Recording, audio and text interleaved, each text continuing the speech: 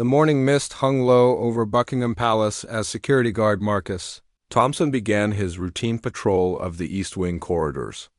At 28 years old, Marcus had worked palace security for 3 years, but nothing had prepared him for what he would witness that Tuesday morning in November. The palace was unusually quiet. Catherine, the Princess of Wales, was scheduled to return from her recent medical treatment that afternoon, and the staff moved with careful precision to ensure everything was perfect for her homecoming. The marble floors gleamed under the soft lighting, and fresh flowers adorned every corner, their sweet fragrance filling the air. Marcus paused near the blue drawing room, checking his watch. His radio crackled softly with routine communications between other guards stationed throughout the massive building. The morning sun streamed through the tall windows, casting long shadows across the ornate carpets that had witnessed centuries of royal history down the corridor. He could hear the distinct click of heels approaching. Queen Consort Camilla appeared around the corner, her face set in a stern expression that Marcus had rarely seen during his years of service. She wore a navy blue dress suit and walked with purpose, her usual warm demeanor replaced by something far more serious. Behind her, at a respectful distance, followed Lady Margaret Thornbury, one of Camilla's senior ladies-in-waiting. Margaret's face showed clear concern as she struggled to keep pace with the Queen Consort's determined stride. The tension between them was obvious even from Marcus's position near the doorway. "Your Majesty, perhaps we should reconsider this approach," Lady Margaret said quietly, her voice echoing slightly in the high-ceilinged corridor. "The Princess of Wales has been through so much recently. This might not be the right time for such a conversation." Camilla stopped abruptly, turning to face her companion. Her eyes flashed with an intensity that made Marcus unconsciously step back into the shadows of the doorway. "Margaret, I have been more than patient. Catherine's absence has created certain expectations among the staff and the public. Now that she's returning, we need to establish clear boundaries about her role moving forward." The conversation continued as they moved closer to Marcus's position. He found himself in an awkward situation. Retreat would draw attention, but staying meant overhearing private royal discussions. He chose to remain perfectly still, hoping they would pass without noticing him. "The king has been quite clear about maintaining stability during this transition period," Camilla continued, her voice rising slightly. "Catherine may have the public's sympathy, but that doesn't give her carte blanche to reorganize palace protocols to suit her preferences. The monarchy has functioned perfectly well with established traditions." Lady Margaret glanced nervously around the corridor before responding. "Of course, Your Majesty, but the princess has always been respectful of protocol. Her suggestions for the children's education schedule and the revised charity calendar were made through proper channels. Perhaps there's been a misunderstanding about her intentions." Camilla's laugh was sharp and cold. "Misunderstanding?" Margaret, when someone begins making sweeping changes to schedules that have worked for decades, and does so while conveniently absent from the palace, it sends a very clear message about their priorities. Marcus felt his stomach tighten. He had always admired both women from his professional distance, but this conversation revealed tensions he had never suspected. The palace had always seemed like a place of dignified cooperation, at least from his perspective as a security guard. The sound of approaching footsteps from the opposite direction made all three of them freeze. Catherine, Princess of Wales, emerged from around the far corner, walking slowly but steadily. She wore a simple cream-colored coat and looked thinner than Marcus remembered, but her posture remained regal and composed. The silence that fell over the corridor was deafening. Catherine's eyes moved from Camilla to Lady Margaret, clearly sensing the tension in the air. Her medical treatment had obviously taken its toll, but her gaze remained sharp and aware. "Camilla," Catherine said softly, offering a small smile that didn't quite reach her eyes, "I wasn't expecting to see you here. I thought you were meeting with the Archbishop this morning." "Change of plans?" Camilla replied curtly, her earlier animated discussion replaced by a frosty politeness. "I wanted to welcome you home personally and discuss some administrative matters that have arisen during your absence." Catherine nodded slowly, her hands clasped in front of her. "Of course. Though I should mention that William will be joining us for any discussions about household arrangements. I believe he's quite eager to review the proposals I've submitted through the proper channels. The mention of Prince William seemed to strike a nerve. Camilla's jaw tightened visibly, and Lady Margaret took a small step backward as if anticipating an explosion. "William has more pressing matters to attend to," Camilla said firmly. "This conversation needs to happen now before the afternoon reception for the Commonwealth ambassadors. We cannot afford any confusion about protocols in front of international dignitaries." Marcus watched as Catherine's composure wavered slightly. The stress of her recent health challenges was evident in the way her hands trembled almost imperceptibly, though she maintained her dignified stance. "I understand your concerns," Catherine said carefully, "but I'm afraid I'm not quite ready for such detailed discussions. My physician has recommended a gradual return to full duties, and today was meant to be primarily for settling back into the family routine." The temperature in the corridor seemed to drop several degrees. Camilla stepped closer to Catherine, her voice taking on a tone that Marcus had never heard from any member of the royal family, sharp, demanding, and barely controlled. What happened next would change everything Marcus thought he knew about life behind the palace walls, and force him to make a decision that could end his career or save a future queen. The tension in the corridor reached a breaking point as Camilla moved even closer to Catherine. Marcus could see the muscles in the queen consort's neck tighten as she prepared to speak, her carefully maintained public facade cracking under the strain of whatever had been building during Catherine's absence. "Catherine, let me be perfectly clear," Camilla said, her voice low but intense. "Your recent ... situation has created certain complications that need immediate resolution. The palace cannot function efficiently when key personnel make unilateral decisions about centuries-old protocols." Catherine's face remained composed, but Marcus noticed her slight step backward. The movement was almost imperceptible, but it spoke volumes about the dynamics playing out before him.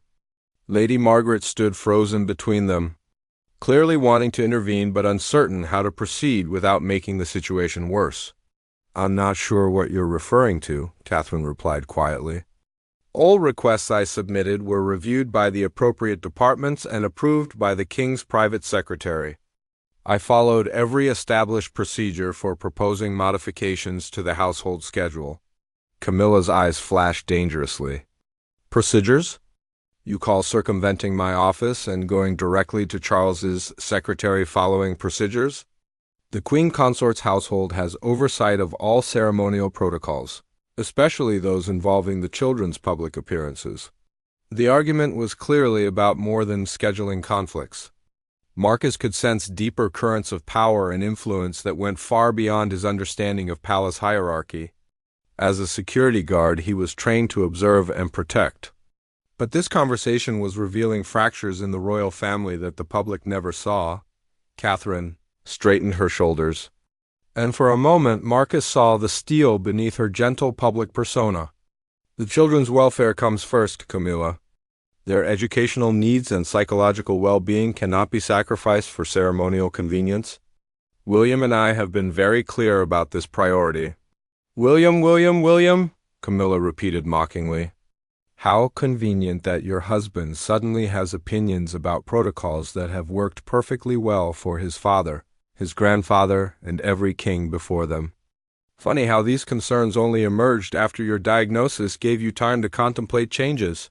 The cruelty of the comment hung in the air like poison. Lady Margaret gasped audibly, and even Marcus felt his hands clench involuntarily. Using Catherine's recent health struggles as ammunition crossed every line of decency he could imagine. Catherine went very still, her face pale but her voice steady.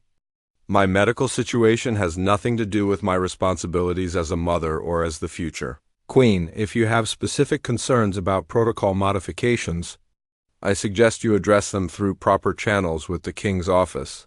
"Proper channels?" Camilla's voice rose sharply, echoing off the marble walls. "You want to discuss proper channels? Let me tell you about proper channels, Catherine. Proper channels involve consulting the Queen Consort before making demands about state functions. Proper channels involve respecting the hierarchy that exists whether you like it or not. Marcus realized that this confrontation had been building for months, possibly years. The careful public unity of the royal family was a masterful performance, hiding tensions that ran deeper than he had ever suspected. His training told him to remain invisible, but every instinct screamed that this situation was spiraling towards something dangerous. "I have never made demands," Catherine said firmly. "I have made requests, submitted through the appropriate offices, with full documentation and reasoning. If those requests weren't shared with your office, that seems like an internal communication issue that should be addressed with the king's staff." Camilla stepped forward aggressively, close enough that Catherine had to tilt her head up to maintain eye contact. "Don't you dare suggest that my office is out of the loop, young lady. I have been part of this family longer than you might remember, and I understand the delicate balance required to maintain the monarchy's reputation." The phrase "young lady" was delivered with such condescension that Marcus felt his jaw clench. He had served in the military before joining palace security, and he recognized bullying tactics when he saw them.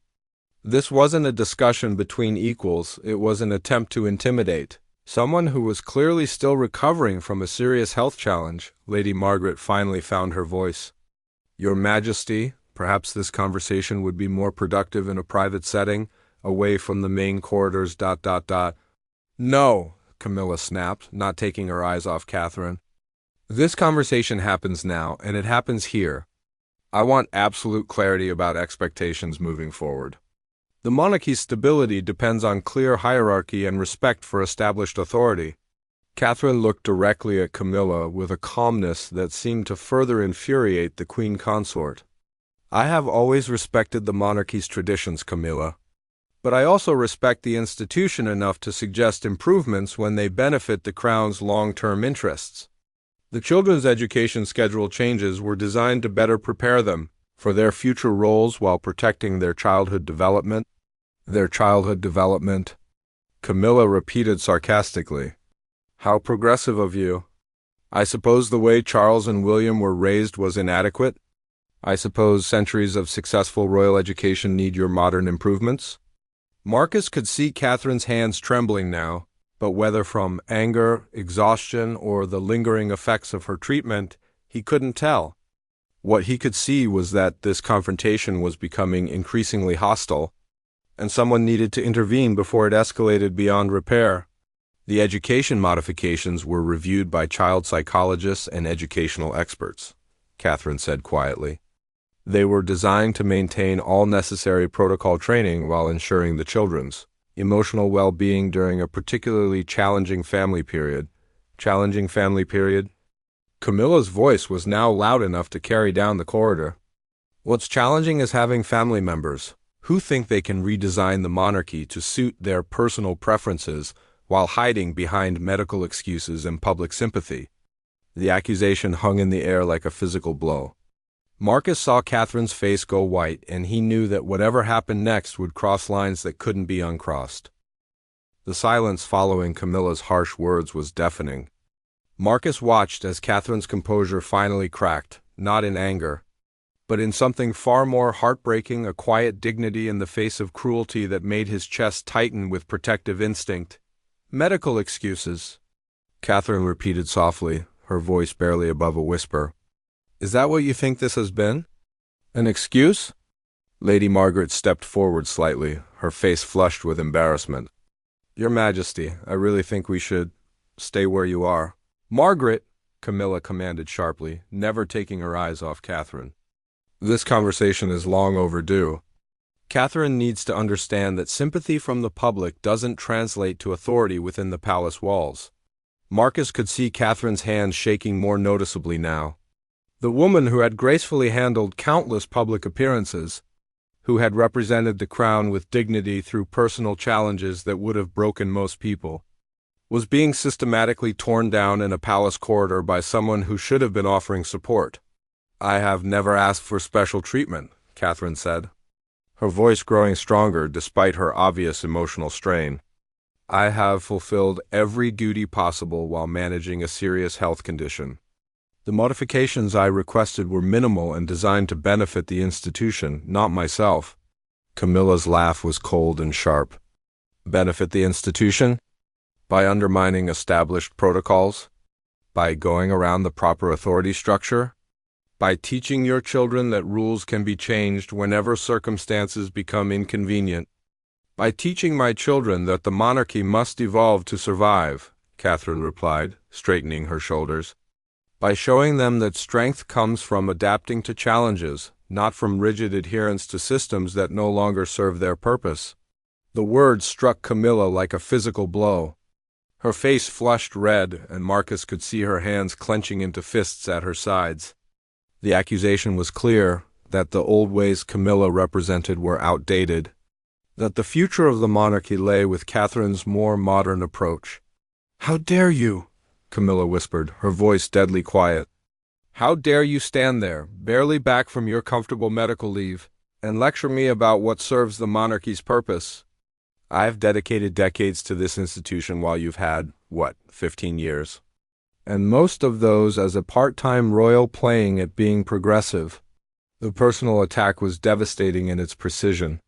Marcus knew enough palace history to understand that Camilla's own path to acceptance had been difficult, marked by years of public scrutiny and gradual acceptance. But using that experience as a weapon against Catherine crossed every line of family loyalty and institutional solidarity. Catherine's face went completely pale, but her voice remained steady. "My commitment to the crown has never been part-time, Camilla. Even during treatment, I maintain my patronages, my correspondence, and my family responsibilities. If you have concerns about my dedication, I suggest you review the actual record rather than relying on assumptions." "Assumptions?" Camilla stepped even closer, her voice rising again. "I assume nothing, Catherine. I know exactly what I see. I see someone who uses personal circumstances to avoid difficult duties, who makes unilateral decisions about royal protocols, and who seems to believe that public affection translates to institutional authority." Marcus felt his training warring with his human instincts. Palace security guards were trained to be invisible, to protect without interfering, to maintain absolute discretion. But they were also trained to protect members of the royal family from threats, and what he was witnessing felt increasingly like a threat to Catherine's well-being. "Lady," Margaret made another attempt to intervene. "Your Majesty, the princess has just returned from treatment. Perhaps this discussion could be postponed until she's had time to settle." "Postponed?" Camilla whirled on her lady-in-waiting. "Margaret, whose side are you on here? This discussion has already been postponed for months while Catherine was conveniently unavailable. The Commonwealth reception is this afternoon, and I will not have protocol confusion because someone couldn't be bothered to follow proper procedures." Catherine found her voice again, and this time there was steel in it. "I have followed every proper procedure, Camilla. If you're dissatisfied with the results, take it up with the King's office. They approved every modification I requested after thorough review." "Charles approved them because he felt sorry for you," Camilla snapped. "He approved them because saying no to someone in your condition would look heartless. Don't mistake pity for validation of your judgment." The cruelty of the statement was breathtaking. Marcus saw Catherine physically recoil as if she'd been slapped. The suggestion that the king's support was based on pity rather than merit was designed to undermine not just Catherine's confidence, but her entire relationship with her father-in-law and the institution she served. "That's enough," Catherine said quietly, but with absolute finality. "Whatever issues you have with palace protocols, whatever concerns you have about hierarchy or authority, they do not justify personal attacks on my character or my health. If you want to discuss policy changes, we can schedule a proper meeting with appropriate staff present." Camilla's response was swift and vicious. "Don't you dare try to manage this conversation, Catherine. Don't you dare stand there and pretend you have the authority to set terms for discussions about your own behavior. You seem to forget that respect is earned, not inherited, and recent performance has raised serious questions about your judgment." The attack on Catherine's recent performance, while she was dealing with a medical crisis, was the final straw. Marcus could see Catherine's composure cracking completely. Not in anger, but in exhaustion and hurt that cut deeper than any political disagreement. My judgment? Catherine's voice was barely controlled. My judgment in prioritizing my children's welfare? My judgment in trying to balance medical treatment with royal duties? My judgment in proposing modifications that child development experts recommended? What exactly about my judgment are you questioning, Camilla? Marcus realized he was watching the royal family tear itself apart from the inside, and somebody needed to intervene before permanent damage was done. Camilla's response to Catherine's question was immediate and brutal. I'm questioning your judgment in thinking that personal circumstances give you the right to reorganize royal protocols without proper consultation. I'm questioning your judgment in believing that public sympathy translates to institutional authority. And I'm questioning your judgment in teaching your children that established traditions can be discarded whenever they become inconvenient. Catherine swayed slightly on her feet, and Marcus realized that the confrontation was taking a serious physical toll on someone who was clearly still recovering from extensive medical treatment. The combination of emotional stress and physical exhaustion was visible in every line of her posture. The children were never taught to discard traditions, Catherine said, her voice growing weaker. They were taught to understand the purpose behind traditions and to strengthen them when necessary. The education modifications were designed to better prepare them for their future roles, not to avoid them. Better prepare them? Camilla's voice dripped with sarcasm. By shielding them from the realities of royal duty? By reducing their public appearances? By creating safe spaces that don't exist in real royal life? You're preparing them for failure, Catherine, not success. Lady Margaret stepped forward desperately. Your Majesty, please. The princess is clearly not well enough for this level of stress. Perhaps we could, Margaret. I will not tell you again to stay out of this. Camilla snapped without taking her eyes off Catherine. This conversation ends when Catherine understands her place in the hierarchy and commits to following proper procedures moving forward. Marcus watched Catherine's face go from pale to gray. The woman was clearly struggling to remain upright, let alone engage in this increasingly hostile confrontation. Every protective instinct he possessed was screaming at him to intervene, but palace protocol was absolutely clear about not interfering in royal family matters. My place in the hierarchy? Catherine repeated slowly, her voice barely audible. I'm the future queen consort, Camilla. My place is beside William as we prepare to serve the crown and the people. I've never challenged that responsibility or tried to avoid it. Future queen consort, Camilla repeated mockingly. Yes, future. Which means you currently hold no authority over existing protocols. Which means you follow the procedures established by the current queen consort until such time as circumstances change. Which means you stop making unilateral decisions about royal household management. The systematic dismantling of Catherine's position was methodical and cruel. Marcus could see that Camilla was using Catherine's weakened state to press advantages that she might never have attempted under normal circumstances. This wasn't just about protocol disputes, this was about power, authority, and the future direction of the monarchy. Catherine steadied herself against the wall, her breathing becoming more labored. I have made no unilateral decisions. Every modification was submitted through proper channels and approved by the appropriate authority. If your office wasn't consulted, that's an administrative issue. Not a personal attack on your authority? Don't you dare blame administrative issues for your deliberate circumvention of proper hierarchy, Camilla hissed, stepping so close to Catherine that she was nearly backing her against the wall. You knew exactly what you were doing when you went directly to Charles's office. You knew exactly what you were doing when you used your medical situation to generate sympathy for your proposals. Marcus felt his hands clench involuntarily. What he was witnessing was no longer a policy disagreement between family members. It was systematic bullying of someone who was clearly in no condition to defend herself effectively. Catherine was trapped between the wall and an increasingly aggressive queen consort, with nowhere to retreat. I have never used my medical situation to manipulate palace decisions, Catherine said firmly, though her voice was strained. My proposals were based on expert recommendations and careful consideration of the children's needs. If you disagree with the expert opinions, take that up with the professionals who provided them. Camilla's face twisted with rage. Expert opinions? You mean the opinions of people you handpicked to support your predetermined conclusions? Experts who told you exactly what you wanted to hear about reducing royal duties and creating special accommodations. The accusation was devastating, suggesting that Catherine had manipulated professional advice to serve her own agenda. Marcus could see the impact on Catherine's face, the way the unfair characterization of her efforts cut deeper than any policy disagreement. Those experts were recommended by the Royal College of Physicians and the Department of Education, Catherine replied weakly. I had no role in selecting them, and I certainly didn't influence their recommendations. They provided objective professional opinions based on established child development principles. Convenient, Camilla sneered. Absolutely convenient that objective professional opinions happen to align perfectly with your desire to reduce royal obligations while maintaining the benefits of royal status. What a remarkable coincidence. Marcus realized that Catherine was trapped in an impossible position.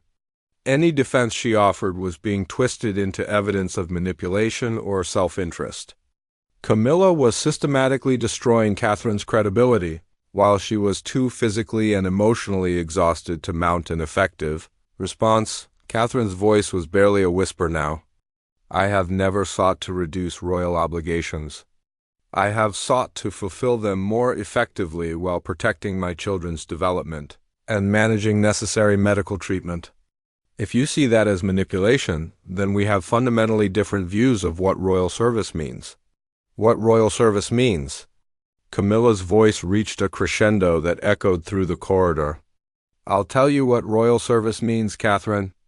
It means putting the institution first, always. It means following established protocols without question. It means not using personal circumstances as excuses for special treatment. And it means respecting the authority of those who have served this crown longer and with greater dedication than you ever will. The final insult hung in the air like a poison cloud.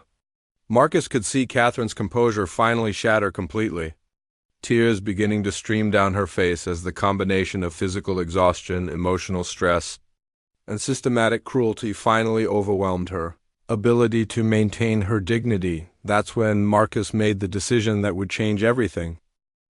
Marcus stepped out from the shadows of the doorway, his movement deliberate and calm despite the adrenaline coursing through his veins. His years of military training had taught him to recognize when intervention was necessary to prevent serious harm, and what he was witnessing had crossed that threshold. Your Majesty, he said respectfully but firmly, addressing Camilla while positioning himself slightly between her and Catherine. I apologize for the interruption, but I've received urgent instructions regarding the security briefing for this afternoon's Commonwealth reception. The Princess of Wales needs to be escorted to the Green Drawing Room immediately for consultation with the protection detail. The lie came smoothly, delivered with the professional confidence that had served him well in military operations. Camilla whirled around, clearly startled by his sudden appearance and the interruption of her systematic attack on Catherine. What are you talking about? Camilla demanded, her face flushed with anger at the disruption. There was no security briefing scheduled. Who authorized this? Marcus maintained his respectful but firm posture. Commander Harrison, Your Majesty. New intelligence regarding the ambassador from Bangladesh required immediate protocol adjustments.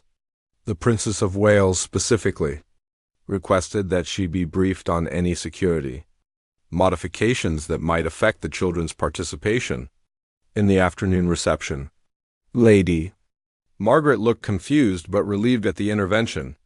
Catherine was leaning heavily against the wall, tears still streaming down her face, clearly in no condition to continue the confrontation. Marcus could see her struggling to compose herself while trying to understand what was happening. This is completely inappropriate timing, Camilla snapped. But Marcus could see uncertainty creeping into her expression. The mention of specific security concerns and the children's safety touched on areas where she couldn't simply override protocol with authority. The princess and I are in the middle of an important discussion about household management. I understand completely, Your Majesty, Marcus replied smoothly.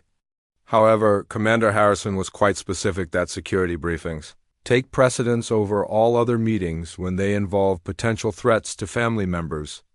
The Princess of Wales can return to your discussion immediately after the briefing concludes. Catherine straightened slightly, seemingly grasping that Marcus was offering her an escape route from the increasingly hostile confrontation. She wiped her eyes quickly and tried to compose herself, though her hands were still visibly shaking. "Of course," Catherine said quietly, her voice still strained but steadier than it had been moments before. "Children's safety always comes first. Camilla, we can certainly continue our conversation after I've addressed any security concerns."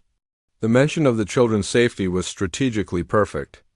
Even in her anger, Camilla couldn't argue against prioritizing the grandchildren's protection without appearing unreasonably hostile to family welfare. Marcus could see her struggling to find grounds to object that wouldn't make her look callous. "This is highly irregular," Camilla said finally, but the fire had gone out of her voice. The momentum of her attack had been broken, and the public nature of the corridor, even with only Marcus and Lady Margaret present, made it difficult to continue the personal assault. "I expect this discussion to resume immediately after your briefing, Catherine." "Naturally," Catherine replied with as much dignity as she could manage. "I'm always available to discuss palace protocols through proper channels." The subtle emphasis on proper channels was a small victory, reminding everyone present that Catherine had consistently followed appropriate procedures despite Camilla's accusations. Marcus gestured respectfully toward the direction of the green drawing room. "Your Royal Highness, if you would please accompany me," he said formally. "Commander Harrison is waiting with the updated security assessments." As Catherine pushed herself away from the wall, Marcus could see how much the confrontation had cost her physically. She moved carefully, clearly struggling with exhaustion that went far beyond normal fatigue. He adjusted his pace to match hers without making it obvious that he was providing support. Lady Margaret stepped forward anxiously. "Your Majesty, perhaps I should accompany the princes to ensure proper protocol is followed during the security briefing." It was a transparent attempt to provide additional support for Catherine, and Marcus appreciated the woman's courage in offering help despite Camilla's obvious displeasure. However, he couldn't allow complications that might expose his fabricated briefing. "I'm afraid the security briefing is classified at a level that requires minimal personnel," Marcus replied professionally. "Commander Harrison specifically requested that only essential security staff and the princes attend the initial assessment." Camilla's eyes narrowed suspiciously. How convenient that this urgent briefing materialized just as we were reaching the crucial point of our discussion. "I find the timing rather questionable, Guard." "Thompson, Your Majesty?" "Security Guard Thompson," Marcus replied without hesitation. "And I completely understand your concerns about timing. However, security protocols don't accommodate scheduling preferences when potential threats are involved." The challenge in Camilla's voice was clear. But Marcus had spent 3 years learning to navigate palace politics with professional discretion. He knew that questioning security procedures in front of witnesses would put Camilla in an uncomfortable position if his story were later verified. Catherine looked at Marcus with gratitude that was almost painful to witness. The relief in her eyes at being rescued from the confrontation was mixed with exhaustion and lingering hurt from Camilla's systematic attack on her character and judgment. "Thank you, Guard Thompson," Catherine said quietly. "I appreciate the palace security team's diligence in keeping the family informed about potential concerns." As they began walking toward the green drawing room, Marcus could feel Camilla's suspicious gaze following them down the corridor. He knew that his intervention would not go unexamined, and that he had probably just put his career in serious jeopardy. But watching Catherine's composure crumble under Camilla's cruel assault had triggered every protective instinct he possessed. The real test would come when they reached the green drawing room, and Catherine realized there was no security briefing waiting for her. As they walked down the corridor toward the green drawing room, Marcus could feel Catherine's confused glances in his direction. The silence between them was heavy with unspoken questions, and he knew he would have to explain his intervention before they reached their destination and the fabrication became obvious. "Your Royal Highness," he said quietly, glancing back to ensure Camilla was no longer within earshot. "I need to be completely honest with you. There is no security briefing. I intervened because the situation back there was becoming concerning from a welfare perspective." Catherine stopped walking and turned to face him, her expression shifting from confusion to understanding. Fresh tears welled in her eyes, but this time they seemed to come from relief rather than distress. "You fabricated an emergency to get me away from that confrontation?" "Yes, ma'am," Marcus replied simply. "In my professional judgment, continuing that discussion would have been detrimental to your well-being. You're clearly still recovering from medical treatment, and the stress levels were becoming dangerous." Catherine leaned against the wall again, covering her face with her hands as the full impact of what had just happened began to sink in. She was never going to let me leave that corridor until I completely capitulated to her demands. "You realized that, didn't you?" Marcus nodded carefully. The dynamic had become unproductive, Your Royal Highness. Sometimes tactical withdrawal is the better part of valor. The military terminology brought a small, sad smile to Catherine's face. Tactical withdrawal. I like that better than running away from a bully.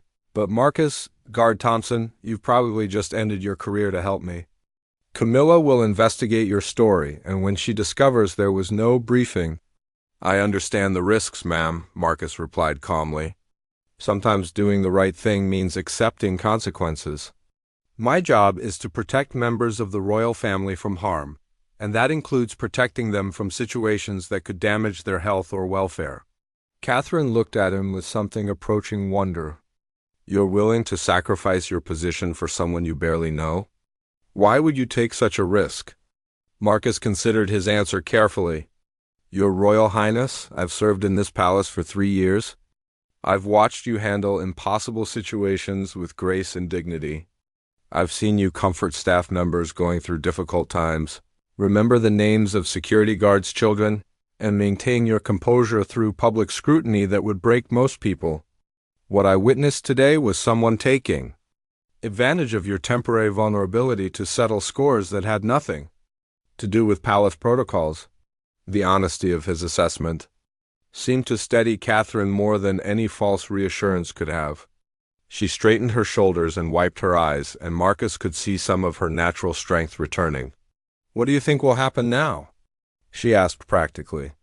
"Camilla will certainly investigate your story, and when she discovers the deception, she'd demand explanations from everyone involved." "That's likely," Marcus agreed. "But by then, you'll have had time to recover, consult with Prince William, and prepare for any further discussions on your own terms. Sometimes buying time is the most important tactical advantage." Catherine nodded slowly. "And what about you? What will you do when the investigation reveals what really happened?" Marcus shrugged with a calm that surprised even him. "I'll tell the truth, ma'am. I'll explain that I observed a situation that appeared to be causing distress to a member of the royal family, and I intervened using the tools available to me. Whether that intervention was appropriate will be for others to decide." "The security cameras," Catherine said suddenly, her face paling again. "Marcus, the corridor has security cameras. Everything that just happened was recorded." Camilla's words, your intervention, all of it. Marcus felt a chill run down his spine. In his focus on getting Catherine away from the confrontation, he had completely forgotten about the extensive security camera system that monitored every corridor in the palace. Everything that had transpired, Camilla's cruel words, Catherine's tears, his fabricated emergency, was recorded in high definition. "The footage," he said quietly, the implications beginning to sink in. "If anyone reviews today's security footage, they'll see everything," Catherine finished, but her voice held something Marcus hadn't expected, hope rather than despair. "Marcus, that footage doesn't just show your intervention. It shows exactly what Camilla said to me, how she said it, and the condition I was in when you stepped forward. Marcus began to understand what Catherine was thinking.